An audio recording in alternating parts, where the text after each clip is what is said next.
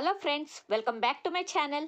Panel station నుండి మనకి మరొక ఫ్లాష్ అప్డేట్ అయితే వచ్చిందండి. ఈ అప్డేట్ వింటే చాలామంది అయితే డిసప్పాయింట్ అవుతారు. అందులో నేను కూడా ఉన్నాను. ఈరోజు మార్నింగే అంటే ఒక జస్ట్ 2 అవర్స్ బ్యాక్ మాత్రమే ఈ అప్డేట్ అయితే మనకి వచ్చింది.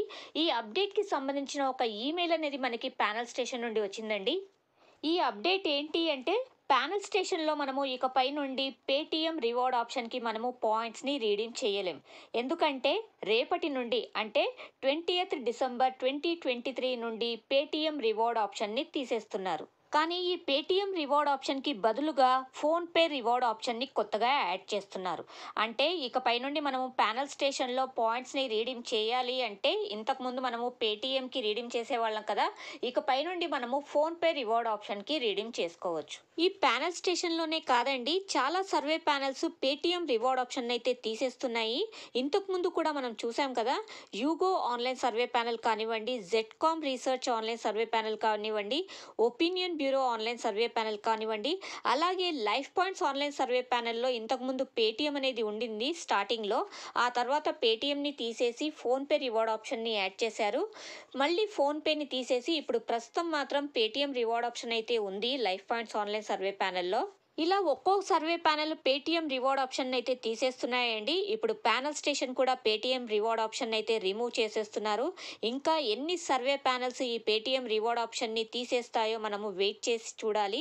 ఏది ఏమైనా ఇకపై నుండి ప్యానల్ స్టేషన్లో మనము పాయింట్స్ని పేటీఎం రివార్డ్ ఆప్షన్కి అయితే రీడీమ్ చేయలేమండి. ఈ అప్డేట్ విన్న తర్వాత చాలామంది అయితే డిసప్పాయింట్ అయి ఉంటారు.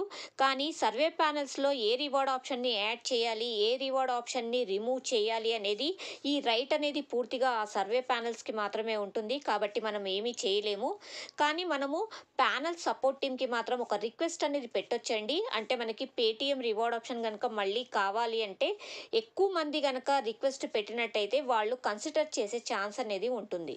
కానీ పేటీఎం రివార్డ్ ఆప్షన్కి బదులుగా ఫోన్పే రివార్డ్ ఆప్షన్ని యాడ్ చేశారు కాబట్టి మనకి కొంచెం పర్వాలేదండి. అంటే మనం పేటీఎంకి ఇంతకుముందు ఎవరైతే రీడీమ్ చేసేవాళ్ళో ఇప్పుడు ఫోన్పే రివార్డ్ ఆప్షన్కి అయితే రీడీమ్ చేసుకోవచ్చు.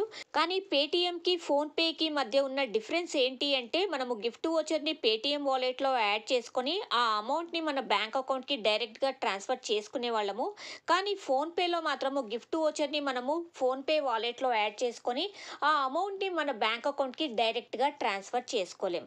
కానీ మొబైల్ రీఛార్జ్ కానీ లేదా మంత్లీ బిల్స్ కానీ మనము ఫోన్పే ద్వారా చేసుకోవచ్చు.